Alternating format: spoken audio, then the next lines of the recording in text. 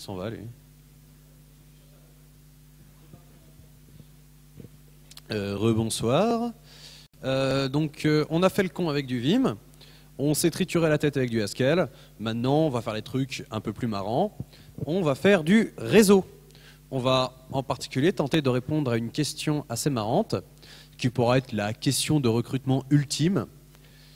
J'ouvre mon navigateur, je tape google.com et j'ai reçu une page. Qu'est-ce qui s'est passé? Alors là, essayez de faire une estimation. Combien de temps vous tenez? On va dire un mec bon, il tient 6 heures. Un mec qui sait vraiment de quoi il parle, il tient 30.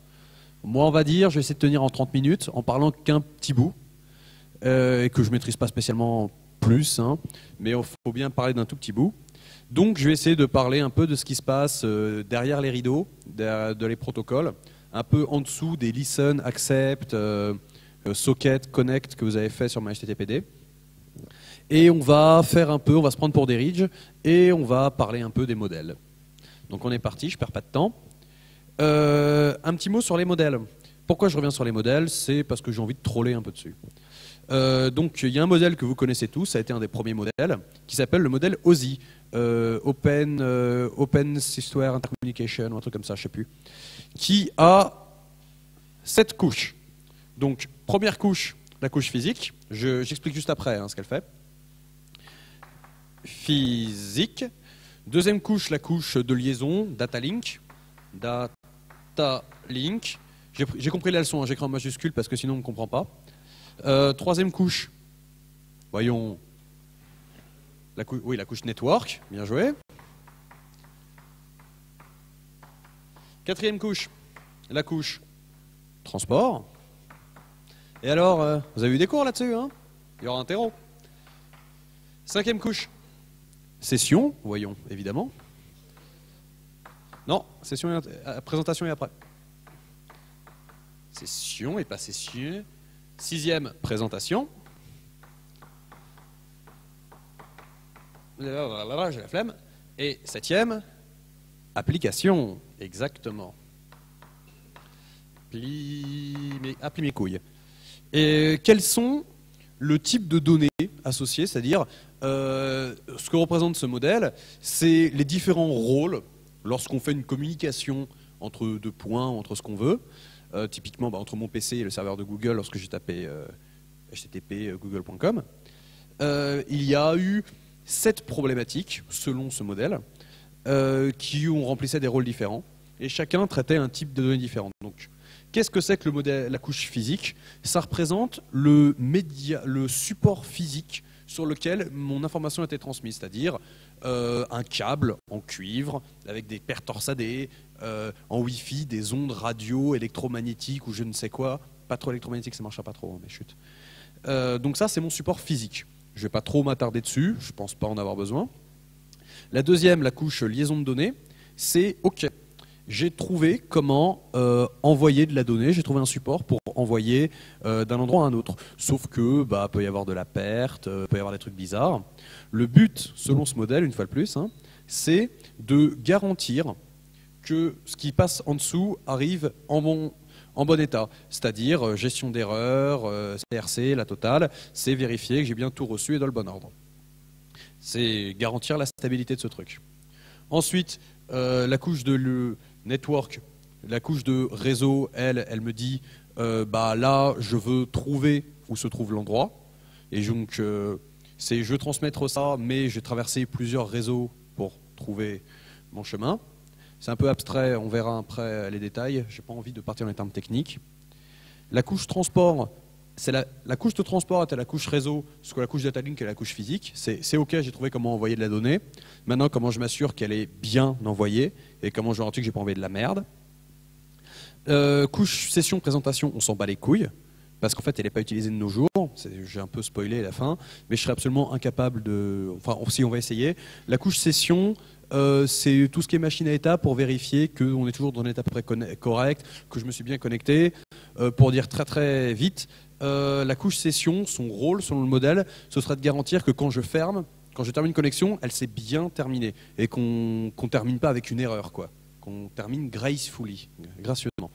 La couche présentation, c'est tout ce qui va être les délires de compression, de choix d'encodage, de machin, comment j'encode mon truc. La couche application, bah, c'est le traitement de mes données. Alors, quelles sont les données, les types de données associés? À chaque fois on envoie des trucs, qu'est-ce qu'on envoie? Un peu de terminologie. Sur la physique, ce qu'on a câble, une tension à... Là, ce que j'envoie ici, ça s'appelle des... On va voir si quelqu'un est au taquet. Ouais, non, il n'y a personne à cette heure-ci. Ça s'appelle des paquets. Ouais, ah, il y a quelqu'un qui suit, hein, c'est cool. Des paquets. J'ai commencé à l'écrire en anglais, donc on continue en anglais. Packets. Ça, au-dessus, ça s'appelle des segments. Et tout ça, ça s'appelle de la data. Sous-entendu, je m'en bats les couilles. Alors pourquoi ce modèle et pourquoi il y en a d'autres? Ce modèle, il est cool, mais c'est un peu le Java des modèles. C'est le genre de mec, franchement, si on réfléchit, c'est les mecs qui se sont dit, ils étaient loin de toute implémentation, ils ont fait des diagrammes, ils ont sorti des mots compliqués, ils ont fait 7 niveaux d'indirection avec un système modulaire et extensible pour pouvoir changer de le futur et de plug and play. Moi, quand on me dit ça, j'entends Java entreprise. Ouais, non. Et il s'avère qu'en l'occurrence, ces 2 couches n'ont jamais servi. On s'en bat les couilles. Donc, à côté, il y a eu une bande de barbus, que je ne me rappelle plus comment il s'appelait, ça devait être l'ISE, Internet System, je ne sais plus trop quoi, qui ont fait un autre modèle qui s'appelle le modèle TCP/IP. Et eux, ils ont fait un truc marrant. Ils ont dit, bah, écoute, d'abord on va coder, et après on va documenter ce qu'on a fait, et ce sera ça la référence. Et donc, ils ont fait un autre modèle, ça c'était le modèle OSI, Java papier qui ne correspond pas à la réalité. Et le modèle TCP/IP, il est beaucoup plus simple. Il a 4 couches de mémoire. Je vais les retrouver. Il a un truc qu'il appelle réseau host network de mémoire. Host network qui dit écoute, c'est le truc qui me permet d'envoyer de la donnée d'une manière sûre. Ouais, je sais pas trop, on s'en bat les couilles. Parce qu'en pratique, il y avait Ethernet, ce qui était arrivé. Alors, Ethernet, quand on dit Ethernet, c'est pas le câble Ethernet. Ethernet, c'est une famille de standards, de protocoles et machin. Et techniquement, ton Wi-Fi, c'est de l'Ethernet. C'est 802.11 et machin. 802.mes couilles, généralement, c'est l'Ethernet. Donc tout ça, c'était ces délires-là. J'envoie de la donnée, comment je l'envoie. Après, ils ont eu ce qu'ils ont appelé la couche IP. Ou Internet, je sais plus, je crois qu'on l'a appelé la couche Internet. Ils l'ont appelé la couche Internet. Ce qui, en pratique, c'était IP, parce qu'ils ont codé le protocole IP. Ensuite, ils ont eu la couche transport. Ce qui, en pratique, correspondait à 2 choses qu'ils avaient codées, c'était soit TCP, soit UDP, et puis ta gueule. Et au-dessus, il y avait l'application. Et tout ça, on s'en bat les couilles, ça fait partie, c'est de l'applicatif. Alors, ce modèle, il est déjà beaucoup plus cool. Il est cool parce que déjà, il correspond un peu plus à notre réalité. Parce que oui, effectivement, alors autant de nos jours, TCP/UDP, ouais, il y a autre chose, il y a machin et tout ça. En pratique, si je vous dis TCP/UDP, c'est à peu près un truc que tout le monde connaît. IP, ouais, il y a eu d'autres choses que IP dans la vie à un moment. De nos jours, tu ne trouveras pas autre chose que IP. Donc franchement, c'est les gars, ils ont quand même pas mal réussi leur truc. Enfin, c'est plutôt, aujourd'hui, on dit que ça a bien réussi, c'est surtout, bah, ils ont posé le standard de facto. Ça a des problèmes. Ça a quelques petits problèmes. Le problème, c'est ça. Parce que ça s'appelle la data, ça s'appelle le tas dans lequel je tasse mes trucs. En mode, oh, j'en sais rien, je m'en fous, c'est pas mon métier, moi. Moi, je fais du routage, ta gueule. Donc, ils se sont quand même pas fait chier là-dessus, je suis désolé. Hein, et ils ont fait un truc, ils ont même fait une RFC 3439 de mémoire, où en gros, ils ont une section qui s'appelle Layering Considered Harmful, qui en gros descend le modèle OSI en disant, mais les mecs, arrêtez de faire du Java, quoi. Donc, celui-là aussi, il est déjà beaucoup plus cool, mais il a des problèmes. Donc, de nos jours, on se permet, quand on parle, de faire un modèle un peu hybride. Une fois de plus, les modèles, c'est abstrait, c'est pas une Bible, c'est une manière pour nous de comprendre. C'est pas censé coller spécialement à la réalité. Et de toute façon, vous verrez qu'il y a des protocoles qui sont pas spécialement sur une couche, des protocoles qui se baladent entre deux, quel que soit le truc, c'est pas une Bible. Mais celui que je me permets d'utiliser, ce que la plupart des gens dans le jargon à peu près comprennent, c'est un mélange des deux. On va dire tout ça, c'est le bordel, bon, on va garder ça parce que c'était cool. Network, c'était le bordel, bah maintenant c'est devenu Internet. Transport, nickel. Et ça, c'était de la data, bah ok, c'est ça. Donc mon modèle, c'est le physique, le data link, je vais continuer à l'appeler networking, mais je pourrais l'appeler Internet, mais j'aime bien l'appeler networking. Le transport, sous-entendu TCP, UDP, mes couilles et même d'autres protocoles, et l'applicatif, parce que le reste au-dessus, c'est de l'applicatif. Et franchement, tout le monde se comprend. Alors juste pour la blague, dans le jargon du support technique des télécoms, une manière de dire l'utilisateur a fait de la merde, on disait c'est un problème layer 8. Parce que oui, il y a layer 1, 2, 3, 4, là, le layer 8 au-dessus, bah, c'est l'humain. Donc si quelqu'un vous dit une blague, t'as un problème layer 8, maintenant vous pourrez comprendre. Ok, c'était pas drôle. Enfin moi ça me fait rire, mais je suis assez unique. On se comprend à peu près. Pourquoi je m'attarde un peu sur les couches, les modèles, c'est pour vous dire, c'est utile pour comprendre à peu près où est-ce que je me positionne, dans quelle problématique je me positionne quand je parle d'un protocole, quel rôle. C'est pas une Bible. C'est pas une Bible. Il y a des choses, il y a des protocoles qui sont à différents endroits. Par exemple, la sécurité. C'est quelle couche, la sécurité? Je suis désolé, c'est à toutes les couches. À chaque fois, ça a quelque chose de différent. Ça a du sens de faire de la sécurité ici, mais ça n'a pas le même sens que la sécurité ici, qui n'a pas le même sens que la sécurité ici. Ici, je vais avoir SSL-TLS, mais ici, je vais avoir IPsec, et ici, je vais avoir 802.x. Et c'est trois notions de sécurité qui sont différentes. Donc on ne peut pas caser les choses comme ça dans les cases. Ce n'est pas une Bible. Ok, donc ça c'était juste le petit point que je m'étais permis. Moi, je vais m'attarder sur ça. Parce que manque de temps. Je ne m'attarde pas à ça parce que fondamentalement on n'est pas d'électricien, on s'en fout. C'est pas que c'est fondamentalement pas intéressant, mais pour nous aussi, à moins qu'on en peut parler de câbles, de torsades, de paires et tout ça. Transport, j'ai juste pas le temps, même si c'est très intéressant. Et ça, comme je l'ai dit, c'est de la data. La data, je m'en bats les couilles. C'est pas mon problème. Alors, qu'est-ce qui se passe lorsque j'envoie un bout de données à Google? Alors, ce qui est marrant, j'aurais pas dû effacer les schémas, mais je vais garder juste celui-là, c'est pas grave.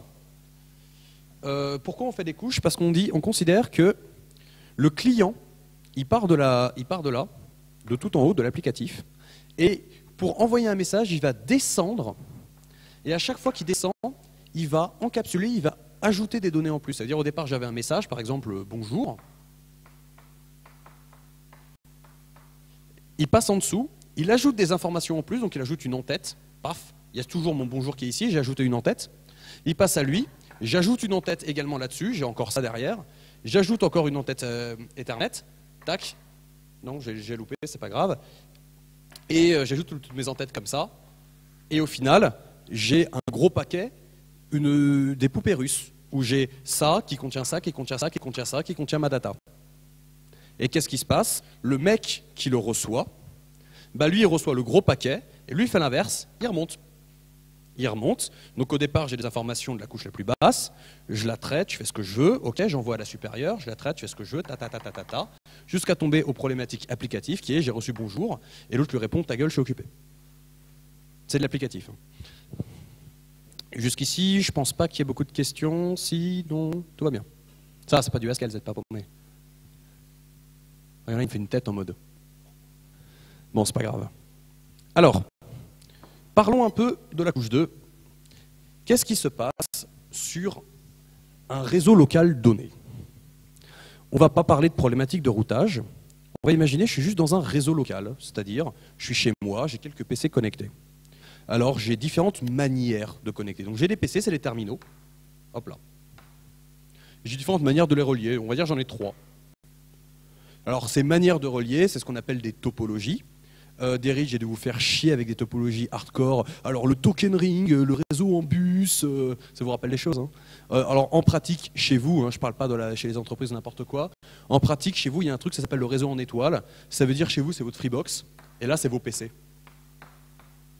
En pratique, c'est ça. Donc une fois de plus, je me permets l'amalgame. Et attention, je ne vais pas utiliser le mot routeur. On verra après pourquoi. Un peu de terminologie. Ça s'appelle un nœud ou un terminal. Ça, c'est un appareil utilitaire, il y en a différents types, et je vais vous le présenter tout de suite. Il y en a en gros 2, en gros. dont un qui est totalement obsolète. Il y avait ce qu'on appelait le hub et le switch. Alors, vous avez peut-être que la blague de les questions de recrutement, c'est quoi la différence entre un hub et un switch? Ben voilà, vous avez la réponse. Un hub, il a différents trucs de brancher. Et quand il reçoit de la donnée, il l'envoie à tout le monde. Il ne réfléchit pas. J'envoie à tout le monde. Le switch, il est un peu plus intelligent. Il va regarder une donnée qui arrive. Maintenant, on dit que c'est un switch. Il regarde dans les en-têtes à qui c'est destiné et il envoie juste à lui. Donc il évite de polluer tout le monde, parce que dans le cas du hub, tout le monde avait entendu. Ils ne répondaient pas, mais ils avaient entendu. Donc on avait un brouhaha, diminution de bande passante, la totale, ce que vous voulez. Donc ça, c'est la différence entre un switch et un hub. Vous remarquez que je n'ai pas parlé de routeur. Par contre, je vous ai dit, il parlait d'un destinataire, d'une source et d'un destinataire. Comment ça se fait? Ben, c'est très simple. Comment je fais pour me connecter là? Ben, j'ai branché un câble. J'ai branché un câble sur une carte réseau. Alors, les cartes réseau, carte Wi-Fi ou n'importe quoi, on appelle ça en anglais une Network Interface Card, une NIC, N-I-C. Et il y a un truc qui est très marrant et très très bien fait. Toutes ces cartes physiques dans le monde, toutes, elles ont toutes un identifiant unique au monde. Unique. C'est-à-dire, là-dessus, il a branché un câble Ethernet, là, le port physique de sa carte a un identifiant unique qui est différent de celui qui est sur le mien ou sur le machin et tout ça. Cette adresse, vous avez peut-être entendu parler du nom, ça s'appelle une adresse MAC. Media Access Control de mémoire. Je peux me tromper. Et qu'est-ce qu'on fait avec ça? Ben avec ça, je peux commencer à communiquer. Toutes ces problématiques, je suis en train de parler de la couche 2, c'est plus le bon schéma, hein, de la couche 2, la couche Data Link, liaison. À quoi ressemble une en-tête de couche 2?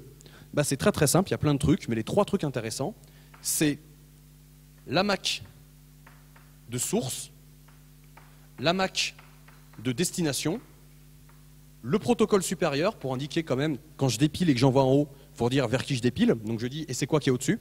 Donc là en pratique IP, hein, mais on ne sait jamais. Le protocole supérieur, PS, et le reste de la data que j'ai encapsulé, les bits. Donc c'est à ça que correspond l'encapsulation qui se trouve sur la couche 2, ici. Et donc, un switch peut regarder, lorsqu'il reçoit une information, il peut forcément regarder ça, et selon la destination, lui il sait qui c'est qui est branché, forcément, et ben, il envoie au bon mec. Première vérité un peu incroyable pour certaines personnes, techniquement, je n'ai pas besoin de plus au sein d'un réseau local. Je n'ai pas besoin d'adresse IP, je n'ai pas besoin de routeur. Si je connais tous mes trucs, je connais leurs adresses MAC, je pars du principe que je suis dans un réseau un minimum statique, qui ne bouge pas trop. J'ai des PC, j'ai branché un switch, je communique avec des adresses MAC. Théoriquement, je n'ai pas besoin de plus. Au sein des réseaux locaux, je n'ai pas besoin de plus d'informations. En pratique, on met quand même toujours une adresse IP. Pourquoi? Pour 2 raisons. La première raison est tout simplement, ça ne me coûte rien. Vraiment, le coût de cette en-tête ne vaut quasiment rien.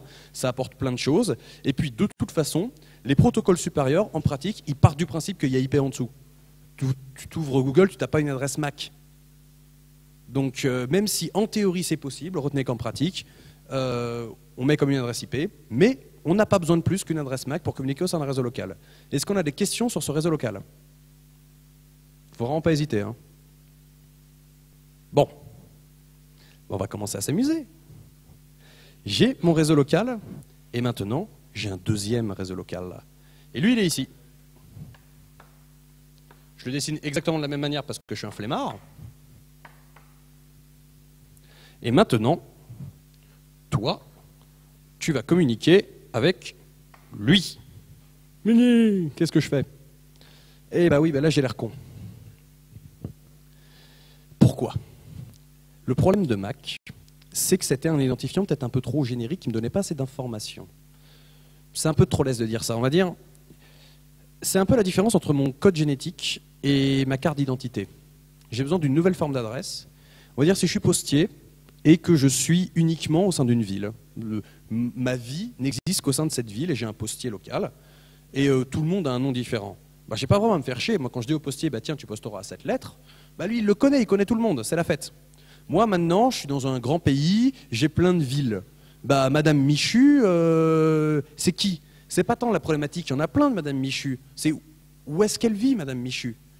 C'est parce que moi, je suis le bureau de poste local, c'est pas ma juridiction. Donc il me faut un code postal. C'est pour ça qu'on a besoin, lorsqu'on quitte un réseau local, qu'on va commencer à communiquer entre des réseaux locaux, d'une nouvelle adresse, l'adresse IP. Et pourquoi cette adresse IP a quelque chose de plus que l'adresse MAC? Petit rappel, parce qu'il y a une propriété qui est très marrante sur les adresses IP. Elle est toujours divisée en deux parties. Donc 192.168.0.1, il y a une propriété marrante. À chaque fois, toute adresse IP peut être découpée en deux, où un bout correspond à l'identifiant du réseau et l'autre à l'identifiant de la machine au sein de ce réseau. Donc cette fois-ci, j'ai un peu mon code postal avec moi. J'ai un peu perdu en place, c'est pas grave. Et là, maintenant, je vais pouvoir y arriver, mais pour ça, il me faut un nouvel appareil. J'avais le hub, j'avais le switch. Maintenant, j'ai besoin du routeur. Le routeur n'avait pas de sens au sein d'un réseau local.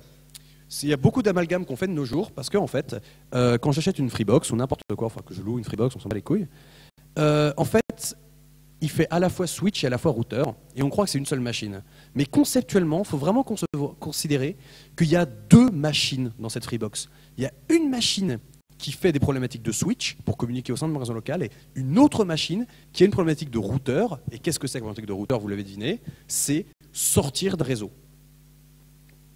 Donc vraiment deux machines différentes. Donc j'ai besoin d'avoir, pour sortir du réseau, une machine qui va avoir le cul entre deux chaises. Parce que là, j'avais un premier réseau, je fais des super nuages.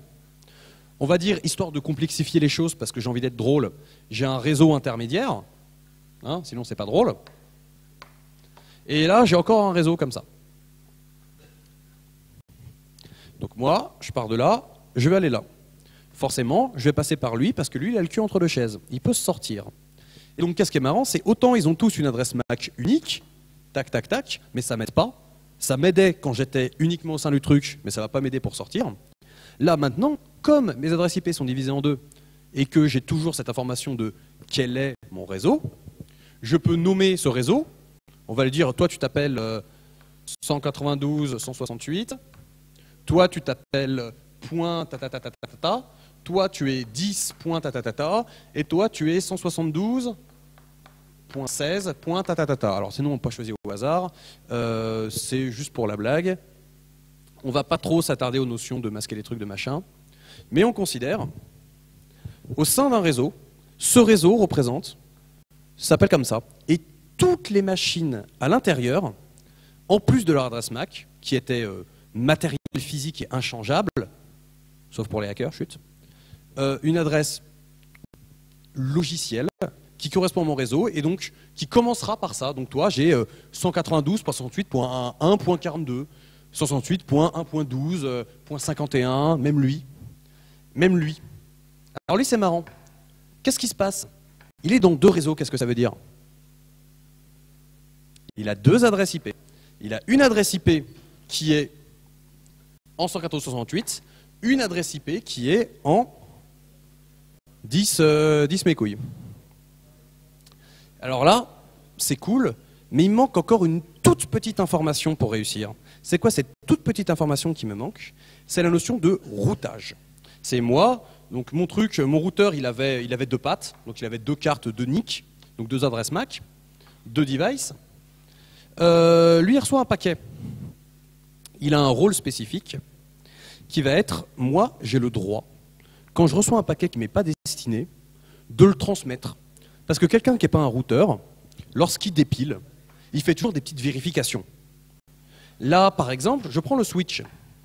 Lorsque je recevais mon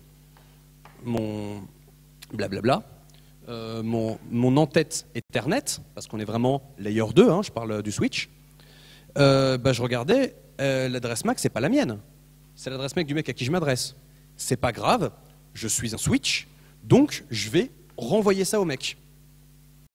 Mais, et lui, qu'est-ce qui se passe? Quand il dépile, il tombe sur son protocole Ethernet, il regarde, MAC destination, c'est bien moi? Ouais, c'est bien moi. Ok, ça marche, on monte plus haut. Si ça n'avait pas été moi, il y a un problème, on fout ça par terre, on donne un coup de pied, on met un tapis dessus, on n'a rien vu. Mais vraiment, hein, un drop. Avec les IP, ça va être la même chose. Ça veut dire que moi, je pars de là, j'envoie un paquet. Est-ce que cette IP est là pour moi? Donc déjà, problématique. Est-ce que lui, il a le droit de transmettre le truc? On va considérer que oui. Là, est-ce que vous avez remarqué que je vous ai caché quelque chose? Parce que là, j'ai raisonné en termes d'adresse IP. Parce que j'étais en train de descendre dans ma stack. Mais quand je descends dans ma stack, forcément, je passe à un moment, j'avais encapsulé des adresses IP, enfin, des adresses IP là, et maintenant j'encapsule des adresses MAC. Sauf que comment je la connais, cette adresse MAC? On a un protocole, je ne vais pas m'attarder dessus, qui s'appelle ARP, Address Resolution Protocol, qui a le cul entre deux chaises, entre la couche 2 et la couche 3. Et c'est quoi son rôle? C'est de traduire, à partir d'une adresse IP, retrouver l'adresse MAC. Il fait ça d'une manière totalement débile, il hurle, il fait « Hé les gars, c'est quoi l'adresse MAC de cette IP ?» Et on part du principe que les gens que ça ne concerne pas vont fermer leur gueule, et que le mec que ça concerne va faire « Ah ouais, c'est moi, c'est moi ». Donc c'est un peu débile. D'ailleurs, on peut faire des saloperies avec. Il suffit de toujours répondre « Ouais, c'est moi ». Dès que quelqu'un demande « Hé, c'est quoi l'adresse de routeur ?» Donc on va à ARP spoofing, ARP poisoning, tout ça. Mais donc là, on va juste considérer, je suis là, je vais envoyer un paquet à lui. Bon, déjà, forcément, moi, j'ai pas trop le choix. Moi, chez mon PC, j'ai qu'une truc de sortie. Allez, on est parti. Voilà.